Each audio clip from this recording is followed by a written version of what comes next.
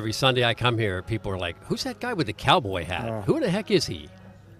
I have main reason I wear this. I have terrible problems with glare, even up there in the shade. So I mean, all the thing I got around helps. Sometimes I do wear a ball cap though. Yeah. You've been wearing it forever though, since I've known you. Yeah, probably helps with the skin cancer too. Probably helps a lot, So there you go. You're doing it for health reasons, right? Yeah, health reasons and vision. And being a polo manager at this biggest club in the United States, how's that doing on your health? It's a challenge, isn't it? It is, but you know what? I came back here in September this year, and I don't know what it is year after year. It just seems like every year you look for something to be better than last year. I think our fields are better every year, and as you know, the club redid fields 2 and 3. They're completely refurbished, and an amazing deal. They got the grass sprigged in July. There's been some practices on them. I think they're going to be great. The other fields are more mature each year, so they're better. We've got another field that we can use that's not right here on the property. It's a great tournament field. I think we've got plenty of fields. And the most exciting thing to me is this deal where you see where we have 16 teams in that oval soccer tournament. I do not remember, and I've been talking to people like Tony Capolo and Owen Reinhardt. I said, "If you ever remember 16 teams in a high goal thing?" And never. I remember there was 15 teams in Boca one year in the Open and 15 teams in New York in the middle 90s, but I do not remember 16 in a high goal thing. So I mean, it's just great to have all these new teams. I think one of the amazing things about IPC is the fact that the economy nosedived about 3 years ago. Everybody's like, "Oh, I don't know, polo is kind of a luxury sport, blah, blah, blah." You guys are growing. I mean, it's bigger than last year and still going. Yeah. And the neatest thing that I'm really happy with is of these 16 teams. Actually, there's 17 total teams in the 20 goal, but there's 16 in one tournament.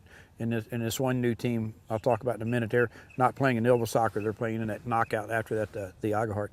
But the amazing thing for me, and the great thing for this club, is that there are 3 teams that played for a couple years in the 14 goal, the medium goal, and now they've stepped up to the 20. And that's really why we do that 14, is like a farm. Well, and it paid off because obviously that was the plan. It was like a B league or a farm team, like you say, and all of a sudden now it's paying off this year. Yeah, they're stepping up. And it could have been 20 teams. Scott Devon was working on a team, and he got 2 players and couldn't get the other one. The 4th player signed up. Patagones has been a great competitor in the 20 goal for a couple of years. Gonzalo Avendano is very busy and he's traveling, so he elected not to play. He's playing with his boys at his farm, and he elected not to play the high goal this year. Bo Goodman's in college, and Hutton Goodman, that's 4 that played last year in the high goal.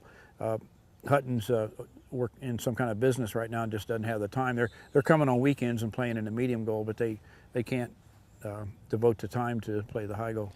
Yeah, and this club really exemplifies the whole family concept of this. You've got a father and son with 2 different teams. You've got a husband and wife with 2 different teams. You've got brothers playing all over the place. I mean, it really underscores what this club has evolved into, doesn't it? It really, you see a lot of that here, and it's great.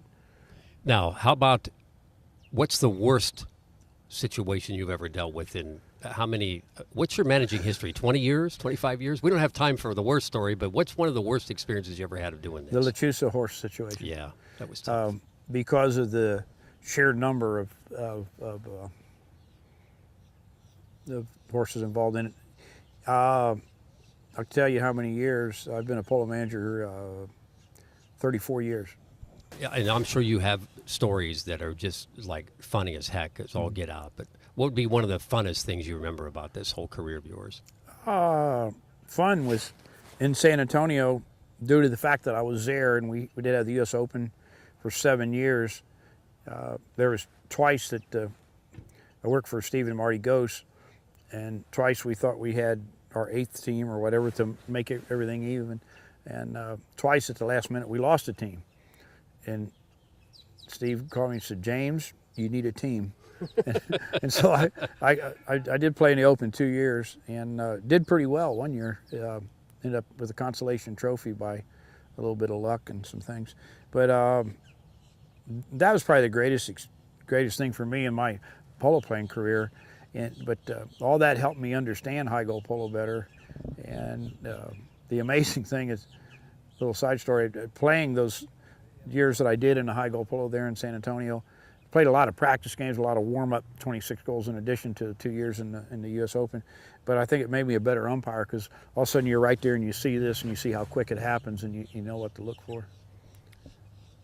Good luck. Is that a good way? Do you have a suit of armor hidden somewhere? Oh, I'm not. Look, it's all good. I mean, even if somebody comes to me and they can't understand why things are a certain way on a schedule or something like that, I'm going to work with them on it.